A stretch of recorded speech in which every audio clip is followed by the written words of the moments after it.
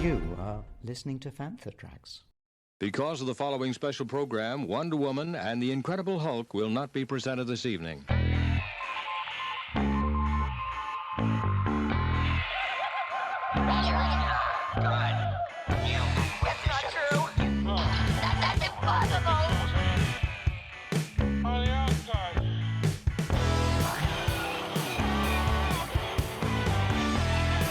It's time to get all your Star Wars news in a single file.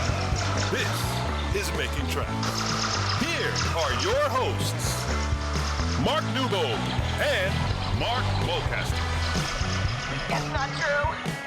That's impossible. 10 years after the fall of the Old Republic, the Jedi Order has been decimated not only by Order 66, but by the relentless pursuit of the Emperor's Inquisitors and his apprentice, Darth Vader, Lord of the Sith. The surviving Jedi are divided and scattered, just making it through a single day is a challenge. Some have gone into hiding, and some have found other ways to continue the fight against Darth Sidious and his new order. One of those men is former Jedi Master Obi-Wan Kenobi, who has taken up residence on the outer rim planet of Tatooine so he can keep watch over who he believes to be the galaxy's last hope for freedom. The 6-part Lucasfilm original streaming series brought to you by Disney Plus and directed by Deborah Chow is now halfway through its run. Due to Star Wars Celebration, this is the first time myself and co-host Mark Newbold has had a chance to get in front of a microphone to discuss our thoughts and feelings on what has so far been an emotional rollercoaster of a series filled with dramatic moments, Easter eggs, and a whole lot of Star Wars. Welcome to Reaction Chats. I'm Mark Mulcaster, and joining me today, as I've already mentioned, is Mark Newbold. So Mark, you were out in America when the first couple of episodes dropped. Did you manage to see it on the premiere screening at Star Wars Celebration? I watched it on my Samsung mobile phone, so I didn't get into the big room. It was the Thursday night, so that's when the 501st Bash was, which I was at, so I was already busy. And I hadn't been in the big panel, the Lucasfilm Showcase panel, so the option never quite happened. And I got other stuff on in the day anyway with the podcast stage, which is just a factor of being at Celebration. Yeah, I just watched it on my phone. In fact, you'd messaged me to mention or ask whether I'd seen it,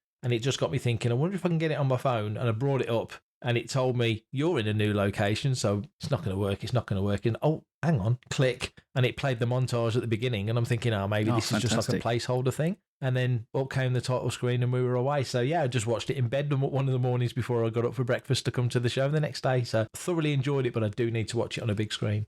Part 1, and obviously that is how they've decided to describe these episodes or chapters as we've used for Book of Boba Fett. They're parts, and there's no subtitle to it. It's just part 1, 2, and 3.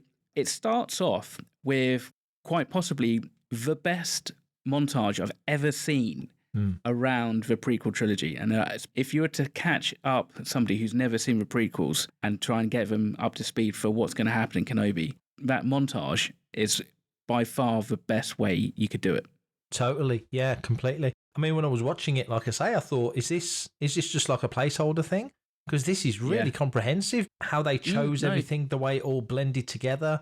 It was just focusing on those two characters. It was brilliant.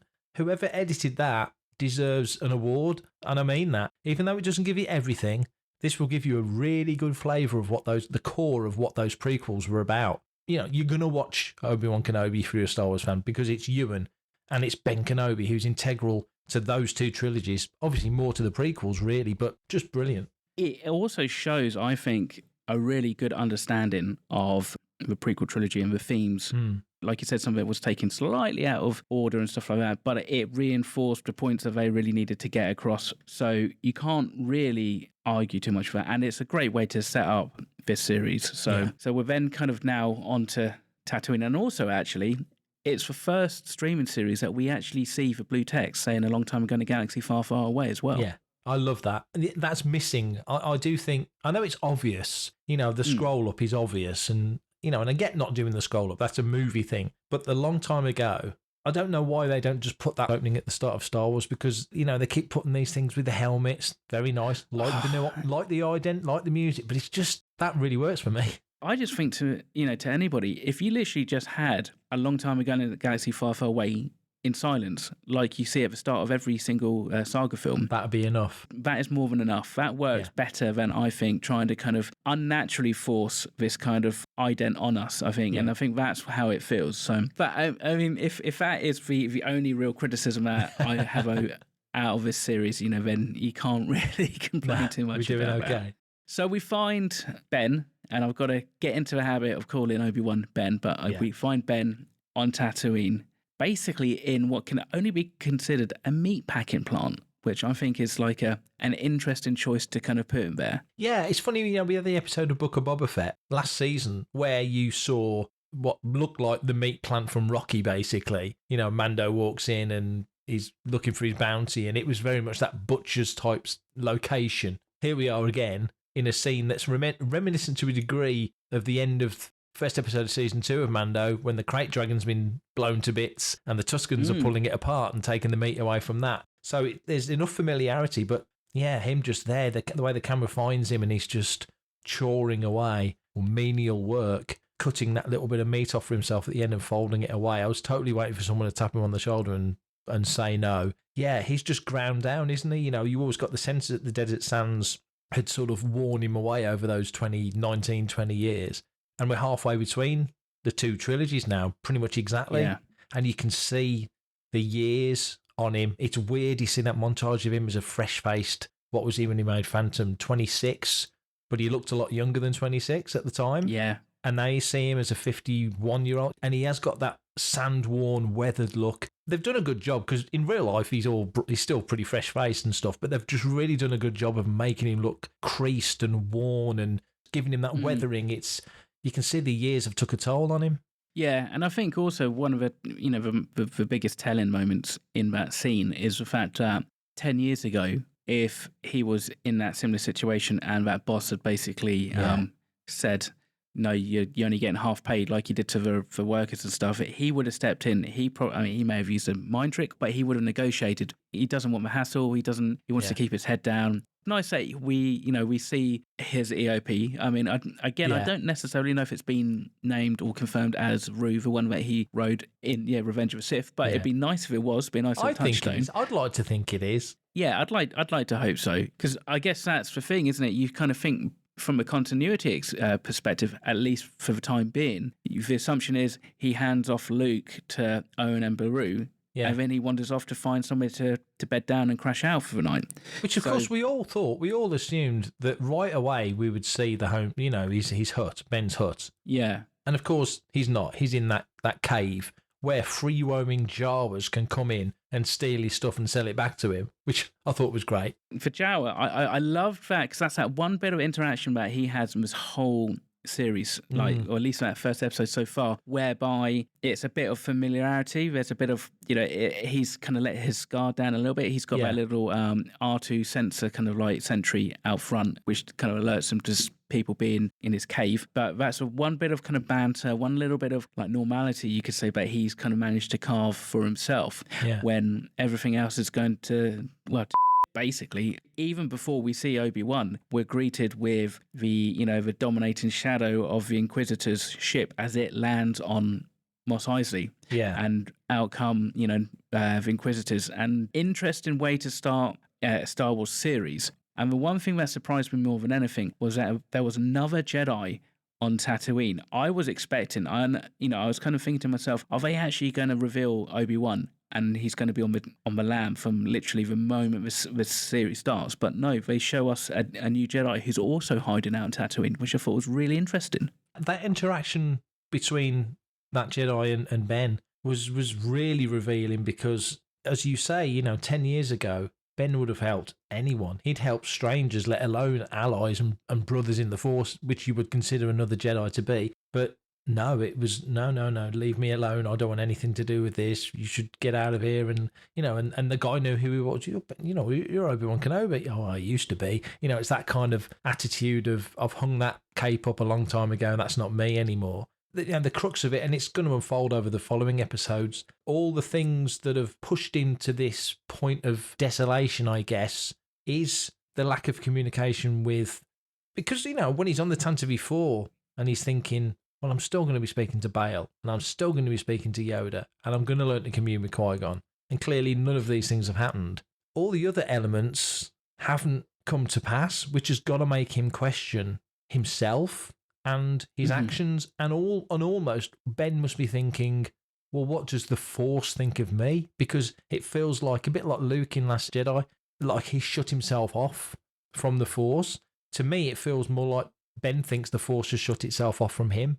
I'm flipping through episodes, but, he describes to Leia how the Force feels, it makes you feel warm, when he turned the light on, that little exchange, which was a lovely way of explaining it to a child. But that's clearly how Ben thinks. Yeah, I mean, to be honest, I think actually going back to when The Last Jedi was released, and everybody used to say, well, that's not what Ben Kenobi did. And actually, I kind of think there's stronger comparisons between what Ben's done now from what we've actually seen to what Luke did. I think there's definitely a conscious effort to detach himself from the Force rather than, something that is kind of blocking him. And I think it's very true that he is in himself in turmoil, and so therefore he's not balanced. So therefore that's why he's really struggling to make contact with Qui-Gon. Part of that is obviously he's got to come to terms and accept the guilt that maybe he feels for necessarily turning his back on people, and also the guilt for having to take down Anakin in the first place. But also, he's witnessed the destruction of his way of life. And so now he's suddenly out on his own, having to try and kind of figure out how he can survive and stay alive, so that actually...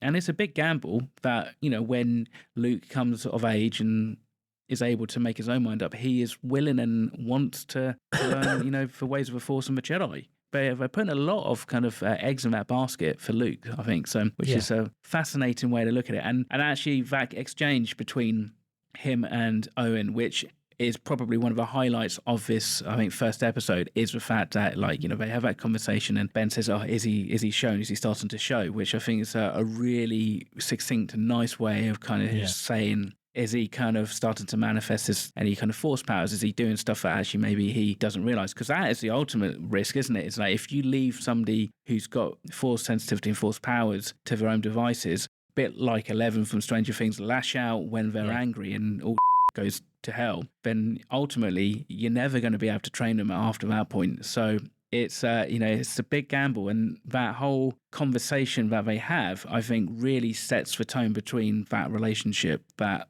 really, I think, for me, was definitely the highlight for that first episode. It's a weird one in the sense that Ben and Yoda and Bail know what's at stake, especially Yoda. On the morning of Order 66 happening, there was a Jedi Order, there was a relatively stable Republic, the Clone Wars had finished, and everyone was alive. By the end of the day, it had all gone. Ben has watched, or Obi-Wan, I should say, has watched his master basically be defeated by Darth Sidious. The Republic fall that stood for thousands of generations. The Jedi Order's been basically wiped out and the survivors have gone on the run. They're even killing the kids, which we see in the opening scenes of this first episode, which was, again, brilliantly done. I love how they've gone back to Revenge of the Sith in Book of Boba Fett and now again in Obi-Wan Kenobi.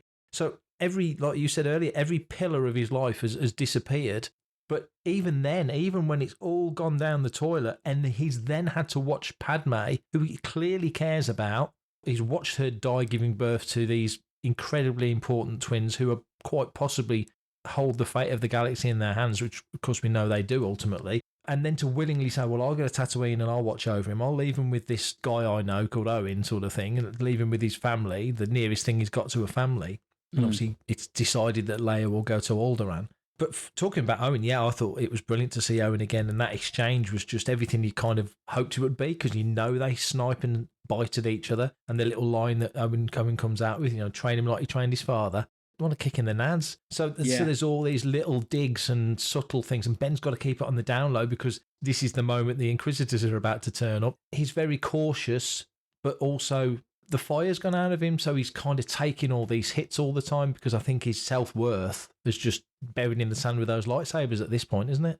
I think so, absolutely. He needs that call to action, which, funnily enough, is something that you brought up, I believe, the last episode of Making Tracks before you buggered off to Celebration was, would we see a call to action like the Help Me Obi-Wan Kenobi moment we do in A New Hope? And I think pretty much you could arguably say that the kidnapping of Princess Leia is definitely that moment. Hi, this is Julie Dolan, the voice of Princess Leia, and you're listening to Fantha Tracks. It's your only hope. How surprised were you that we actually get to see a young Princess Leia in this series? Was that even on your radar? I knew we would see something because there were rumours going around that a young actress had been hired, but I assumed, like I would expect, a lot of people assumed, that Leia would be seen almost in the distance, like we saw Luke on the top of the homestead pretending to be a pod racer in the distance, and not that she would be so front and center. And my goodness, she's the child version of Leia so completely. And yeah, I mean, that opening bit, and of course it turns out to be another kid because she's gone on the run into the forest. You know, when you first see that little bit and you're thinking, oh my God, it's Leia. It's Leia. We're on Alderaan. They're showing Leia. You know, and then it turns around, it's not Leia. But that in itself is a lovely nod to Padme, because she had all the decoys. And so Leia has got kind of her own decoy, which I thought was a fantastic way to kind of connect the two. And also, I mean, the whole thing is basically just really setting up and reinforcing just how independent Leia is. Even back in 1977, you know, she is front and center and telling the boys what to do. So this isn't some kind of like reassertion of the character. This is just reinforcing what we see. And I think it's fantastic, you know, and yes,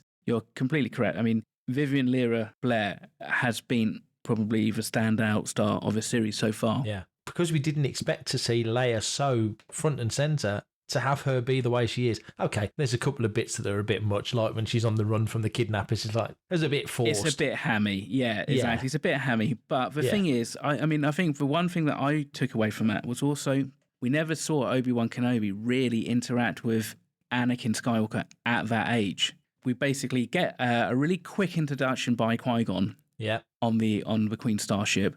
Yeah. And then really the next thing he really has any interaction with him is basically saying to Anakin, we're going to train you. And then obviously we cut to Attack of the Clones and they're both older. So it's really interesting. And it'd be interesting to see if Ben and Obi-Wan would have treated Anakin the same way. And I don't think he would, because I think there's definitely a more of a kind of parental, fatherly emotions coming out of Ben towards Leia than he probably would have displayed with Anakin.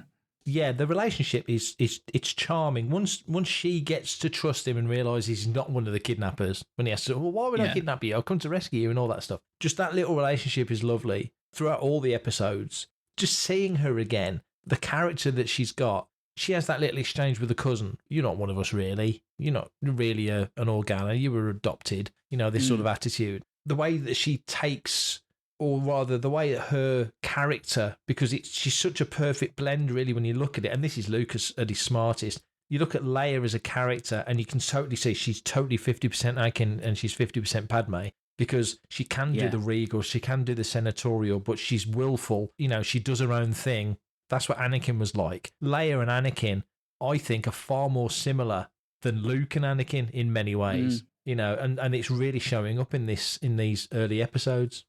You know, there's so many little nods, isn't there, to the prequel trilogies throughout this. I mean, even I think down to what Ben's wearing, because he's almost mimicking what Padme wears in Phantom Menace, you know, with all the blue kind of smock and stuff like that. Yeah. And I mean, I think what's really nice about this is that every scene that features Leia, when it's with like her parents and with Ben and that, it just resonates just how good these actors are. I mean, the scene between Jimmy Smits and little Leia was just, again, it was one of those, it's really heartwarming. And I kind of went away from the series so far. We're not really seeing anything new thematically from a story perspective. The story is actually quite a fairly straightforward and basic story at this point, really, when you think about it. But what it's done is it's allowed us to just open up and have all these beautiful character moments and give us insights into these characters that we've never seen before, not at this age. And so it's really clever in how it's been kind of constructed that way. It's like, actually, let's not make something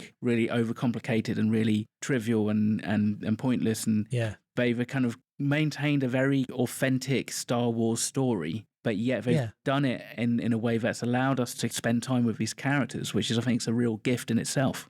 And it's given weight also to what Leia does in A New Hope when she's helped meet Obi-Wan Kenobi. You know, before you always kind of thought, well, she's asking Ben to help because Bale knew Ben through the Clone Wars, and what we know from Revenge of the Sith, you extrapolate later, it's because of a dad knows him, he's a hero of the Republic and blah, blah, blah. And it's like, well, actually now we know, well, she's connected to Ben because he literally saved her life and rescued her. If nothing else happens beyond these first 3 episodes, that's added a massive chunk of weight to all the motivations for bringing him into it in A New Hope. But it's also cleverly, and that's why having her such a focal character so clever. We all made the assumption, I would say 98 out of 100 people assumed that Luke would be the character that would be the focal point. and not that Leia would be the one that takes Ben away from Tatooine. And now it's happening. It's like, how can Ben not say yes to Bail? I'm on a mission. You know why I'm here. You took the kid to live in opulence and wealth on beautiful Alderaan in the core world, and I've come out to the, arse end of nowhere on the outer rim to sit in a cave and watch this young boy grow because we think he might be the saviour of the galaxy. And for whatever reason, they think it's going to be Luke. It's just adding layer after layer onto things we've known, elements to what we've known for 45 years. I mean, this is going right to the bones of the original film. Part of this is down to the fact that they've also got a strong villain on the side of the Inquisitors. And I'm not even talking about Darth Vader, I'm talking about Reva. What's your kind of take on her? I mean, because ultimately it sounds like she's got something to prove, a big point to prove, and a chip on her shoulder. But, one of the first things we see in this whole series is that flashback to Order 66. Now, it's probably a fairly unoriginal speculation, but it's one I had whilst I sat there watching it for the first time. I think Reva is the slightly older child who's a little bit more with it and kind of says to the other Padawans, we've got to kind of get out of here, we've got to run. What's your take on her? Where do you think her motivations come from, and what do you think her end goal is, really? I agree with you. I think that would make all the sense if that was her, because she is that little bit older, given this is only 10 years after Order 66, so that would fit. If that was her and Ben puts the call out that we saw in Sith and we saw in Rebels, and, the call to, leave the temple, go in hiding, stay away until another time, sort of that whole message he gave. If that was sent out and Jedi left and the Padawans were left behind and the Inquisitors do what we understand they do, and they take Jedi and they basically torture them into working for the dark side, because they're not Sith. If she went through that indoctrination, aware that Obi-Wan Kenobi, the great hero of the Republic, just flew off and left me, then you can understand the motivation to do what she did, because you don't know what happened to those other kids. We in that opening scene, you're watching all their masters be slain. I can see why she's got this fuel of rage. I'm not rooting for her because she's the villain. The more we get into it, the more I'm thinking she's as misunderstood as anybody in the whole show. She's got a point to prove. She's fueled by something. I don't think she's fully cognizant of what that is. She's been manipulated by Palpatine and Vader and everybody else. She's just a tool, and I think she knows it. She's the bottom of the pecking order of the Inquisitors. She never drops her chin. They know why she's there. They know what she's going after. She knows they know it. I think they're threatened by her. There's too many birds in this nest, so they pick on the weak one and chuck it out. They think they can pick on her and weed her out and get rid of her. She's not that easy. By the second episode, she proves that she's no pushover. And by the third episode, good grief, even more so. But I'm really enjoying the performance. And it's interesting. She's the one human in that Inquisitor group. You always kind of assume that the Inquisitors were mostly alien. Yeah. And now there's a human in amongst them. She's the odd one out in a galaxy that's predominantly human. She's in a group of non-humans. There's little friction things there, but I love her. I think she's brilliant. I've really enjoyed it. I don't get why people are having a pop at Reva as a character. Her destiny, we don't know where it's going to end up yet, and she knows too much. We know she knows stuff that it probably isn't going to see her last that long. Well, this is the thing. I think the biggest surprise for me was the fact that she was the one who revealed to Obi-Wan that Anakin is still alive and is now Darth Vader, which I thought was an interesting choice. I still don't necessarily think be from a emotional, dramatic perspective, it probably has the payoff as much as Obi-Wan realizing and working out himself by seeing Vader. But at the same time, I think it was done as a big point to the end of that second part. I personally feel that Reva has got a lot of misdirected anger and rage, and I think that's where it's her focus is Obi-Wan, because Dave Filoni and that used to say Anakin and Obi-Wan were almost like the poster boys for the Jedi Order. So to know that he's still alive but isn't doing anything or didn't do anything to save anybody, I think is possibly where that rage has come from. And obviously, whether or not that means that, given chance, a conversation between the two of them when they're not actually running and trying to take each other down might actually solve some of these issues is another matter entirely. But the fact that she was completely focused on the fact of tracking down Obi-Wan to the point whereby she, as far as we know right now, dispatches the Grand Inquisitor, which if anybody hasn't seen Rebels, then it's potentially she could have done. But unless there's some kind of crafty retcon going on, I would just expect him to just to recover. But, there's an easier way to make that explanation that Powans have different physiology, and she's basically just skewed him through, I don't know, his appendix or something. I don't know. I think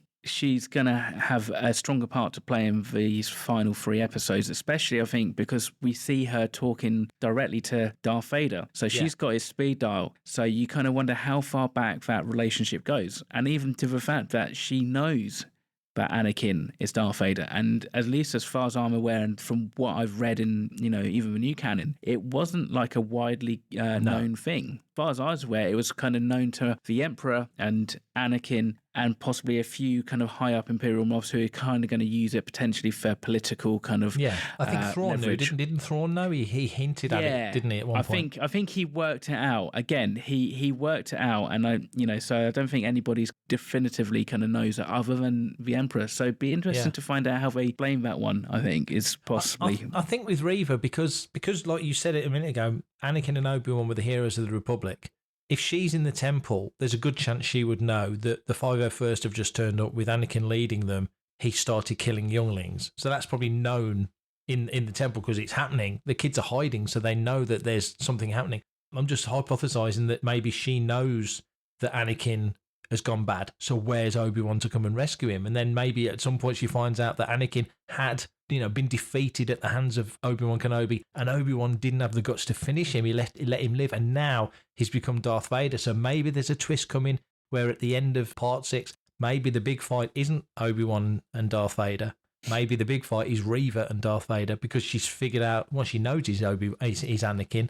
Obi-Wan's a broken character. Maybe Reva doesn't get out of the first Obi-Wan Kenobi limited series because she knows too much, and actually she's directing a rage, like you said, at the wrong person, and she finally realizes that maybe she should turn that anger on Anakin, and she tries to take him out and doesn't. I don't know, that's just spitballing, but I think if she's got anger at Obi-Wan, there's no reason why she wouldn't have anger at Anakin. She was still a Jedi at this point. She was a youngling or maybe a Padawan. I don't, they've not defined that yet, or whether indeed that is Reva as a young girl. We were making a lot of assumptions here, but if it is, then there needs to be more definition of why her anger is with Kenobi and not specifically with, not also with Anakin or any other Jedi that's about, why isn't she going after Yoda? He was the grand poobah of all. It's going to be interesting. Maybe this is when Mace Windu turns up and takes us all to school. I don't know. That would be a twist if that happened. I don't think anybody would be expecting if director of S.H.I.E.L.D. to kind of swing in and take on Reva Matt. For everything in one location, daily news, reviews, interviews, podcasts, video, and social media feeds, bookmark FanthaTracks.com for Star Wars news 24/7, 365. We've spent a lot of time talking about Kenobi and Reva and Matt, and I think at the end of the 3rd part, we get this duel that has been kind of built up quite a bit, and obviously we still got 3 more parts to go, so we might have more fight scenes. But, what was your take on that whole exchange between Vader and Obi-Wan? It was a weird one because I think the episode was fantastically directed and the character work was brilliant all round. Even the stormtroopers on the back of the truck was a really nicely played scene. You just thought these are just men and women of the Empire, enlisted people. You didn't hear any Captain Rexes in there. They're just soldiers from around the galaxy. It's like Luke would have joined the flight academy just to get off Tatooine. These are people who've just joined the Empire just to not live their whole lives on their home planet. Got the Zach Braff character driving the truck.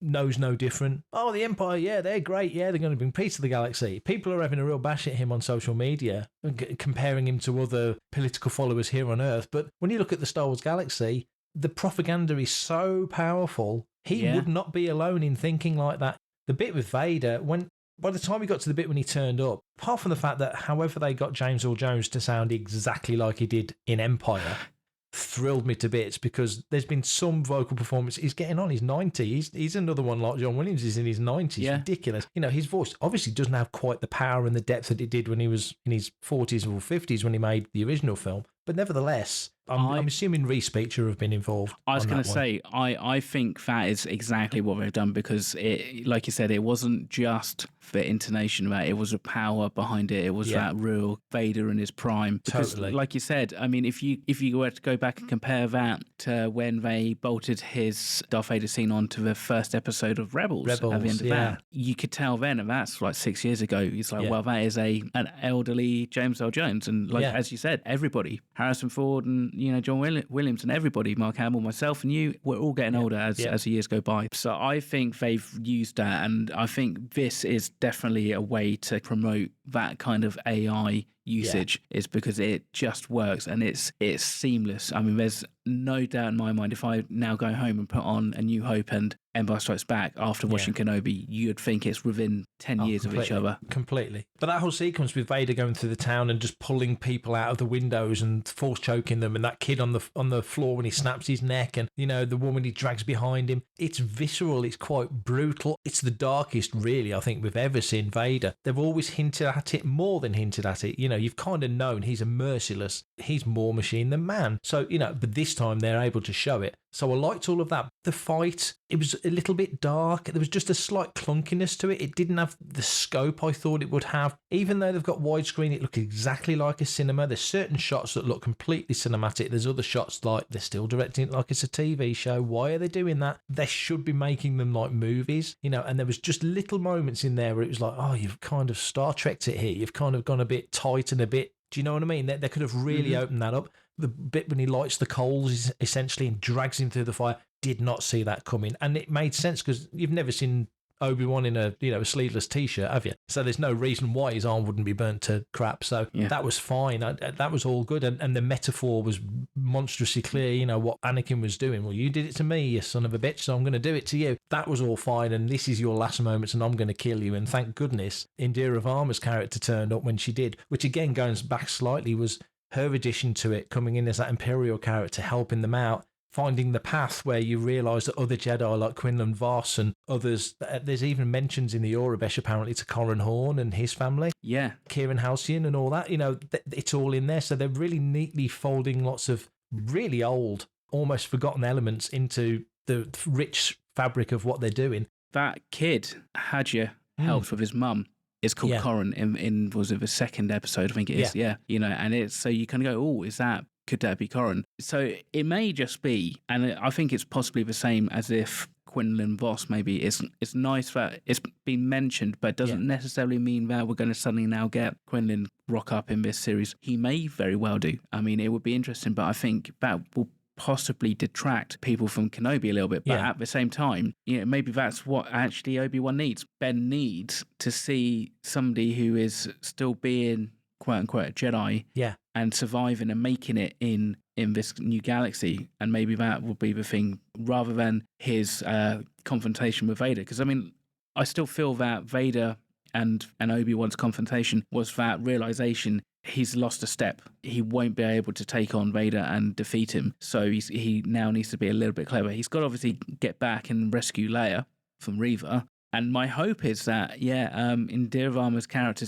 survives the series, because I thought she was fantastic. And it was such a good twist. I thought a little bit almost like J.J. Abrams, like mystery box level kind of twist, because we only see that one shot of her in the teasers. And the actress looks like she would play an Imperial officer. And I think we even said that on Making Tracks, that, you couldn't see her in any other role. But then actually you can go, well, that makes perfect sense. If she's actually like a sympathizer masquerading as an Imperial officer, that's your twist. And so that was a nice kind of surprise, I think. Hi, this is John Morton from The Empire Strikes Back, and you're listening to Fantha Tracks. Possibly going forward, I don't know if we'll see another confrontation with Vader. I just wonder now if it's just going to be, Obi trying to kind of put some distance between them. Do you expect to see another duel, or? Part of me does, because just thinking forward logically to Rebels, where Ben takes out Maul, and Maul was no pushover, and Ben really was decisive, and the way he dispatched him was classic Kenobi almost, even down to the pose with the sword above the head sort of thing. That was nicely played in Rebels, and Rebels is 5 years on from this. So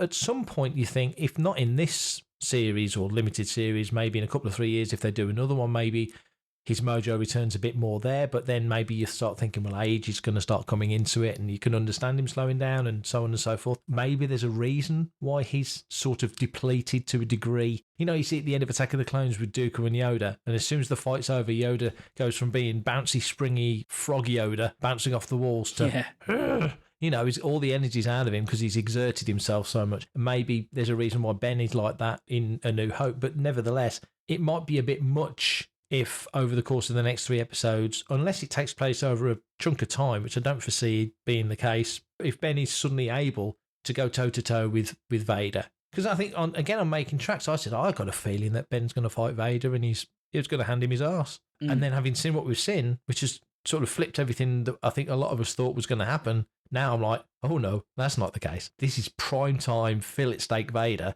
compared to Wimpy Burger Ben.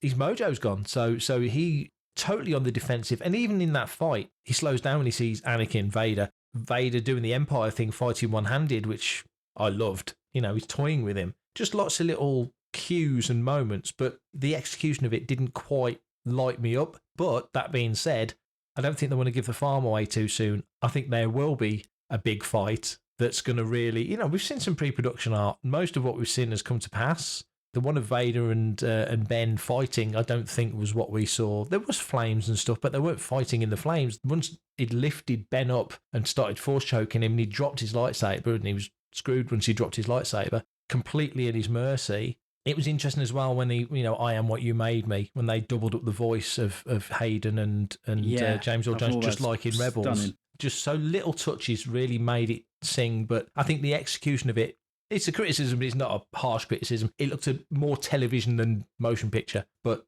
this is on Disney Plus. It's not a motion picture; it's a TV show, so you know it's not as critical as it could be. Maybe this was one of those episodes where they're like, the location and the planet and all that doesn't necessarily matter so much as what we're going to do on it. They've got a finite budget for these shows, and they've probably gone, we need to make Dayu look amazing and all that, and possibly wherever we go next. And Alderaan looks fantastic. Oh, it looks stunning.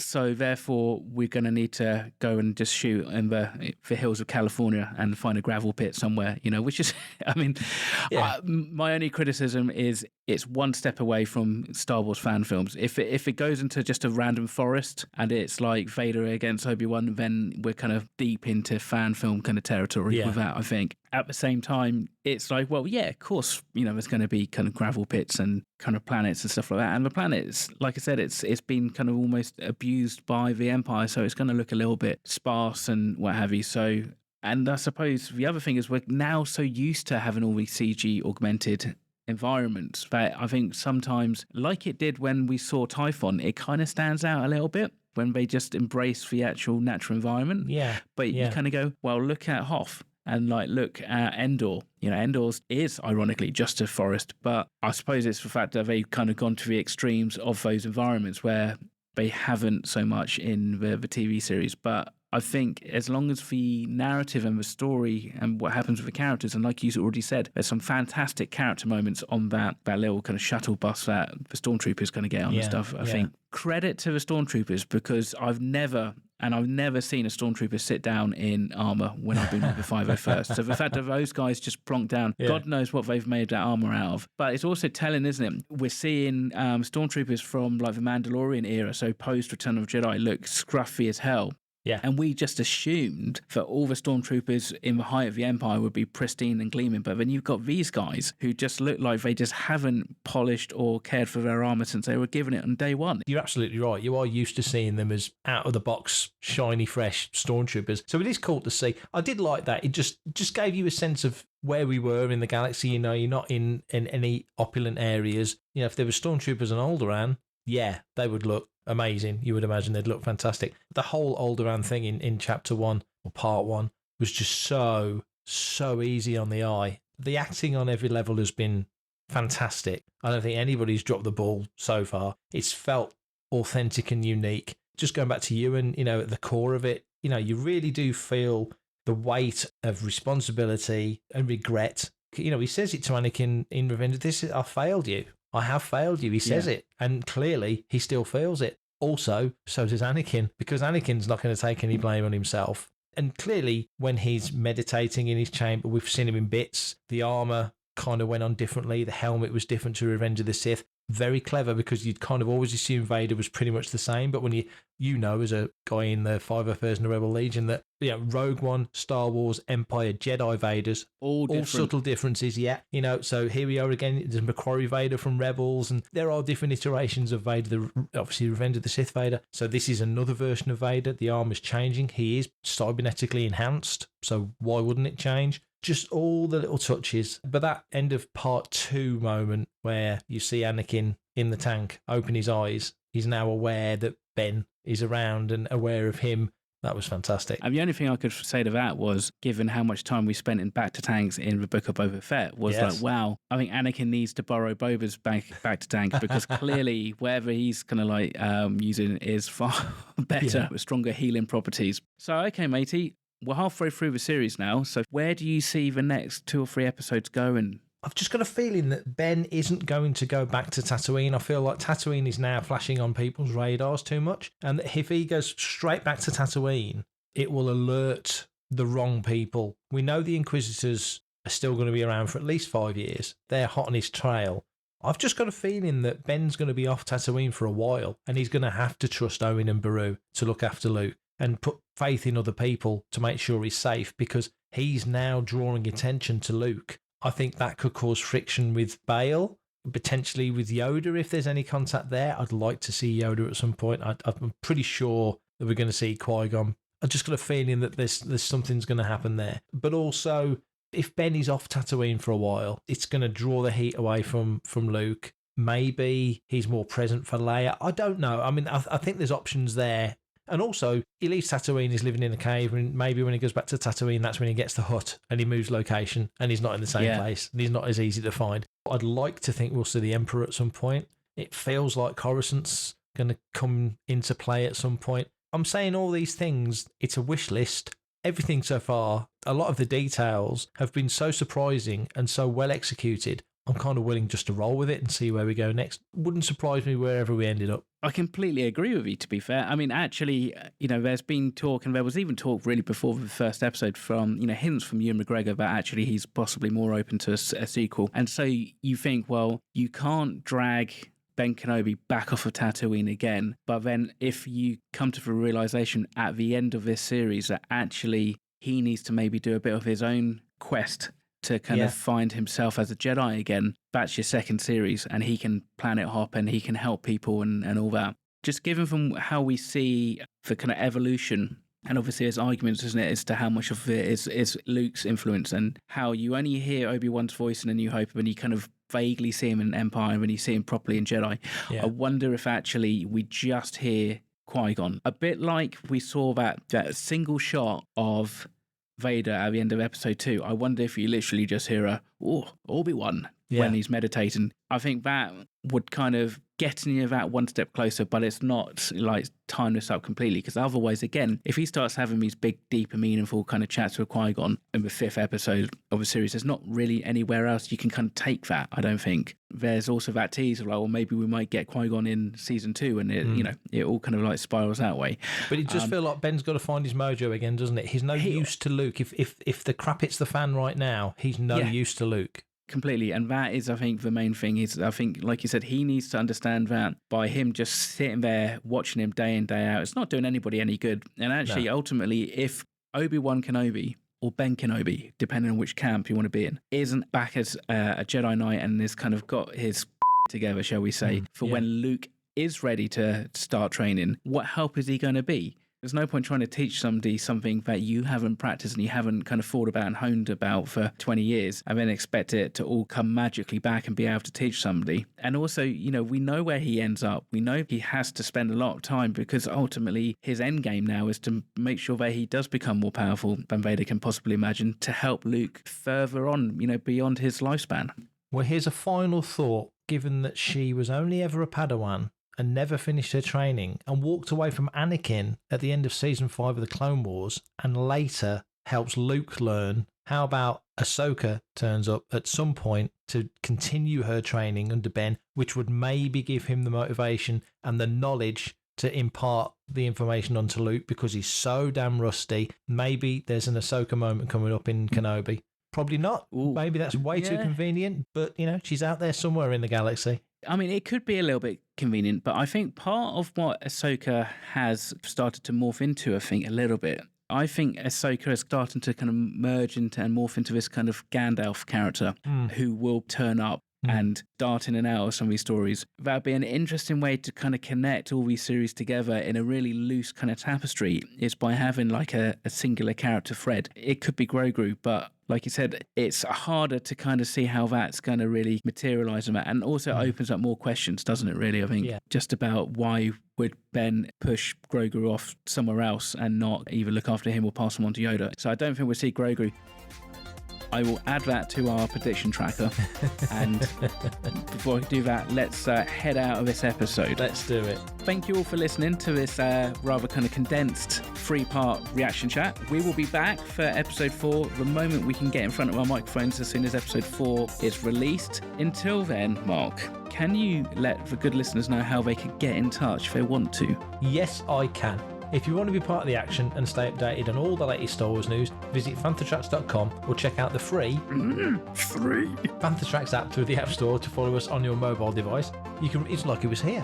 You can reach out to us and send in your listeners' questions by emailing radio@fanthatracks.com. Please send in your questions, thoughts, anything we've said you think is wonderful or nonsense. Let us know. We'll talk about it. Comment, like and share on any of our social media feeds @Fanthatracks. Be sure to subscribe, leave a review, preferably a 5-star one, on Amazon Music, Audible, Apple Podcasts, Google Podcasts, Spotify, or your podcatcher or smart speaker of choice. And as always, thanks to James Semple for composing the Fanthatracks intro, Adam O'Brien for our Making Tracks opening music, and Mark Daniel and Vanessa Marshall for our voiceovers. Remember, tune in to Good Morning Tatooine. It's live Sunday evenings, 9 o'clock UK, 4 PM Eastern, 1 PM Pacific, on Facebook and YouTube. And check out Fanthatracks Radio on Fridays at 7 o'clock UK for brand new episodes of The Fantha from Down Under, Planet Leia, Desert Planet Discs, Start Your Engines, and Cannon Fodder.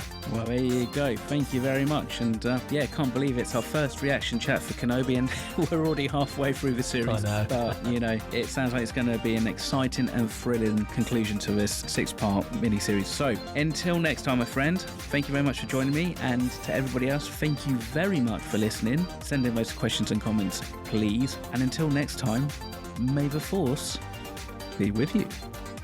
Coming up next on Fanthatracks Radio, it's another episode of Making Tracks.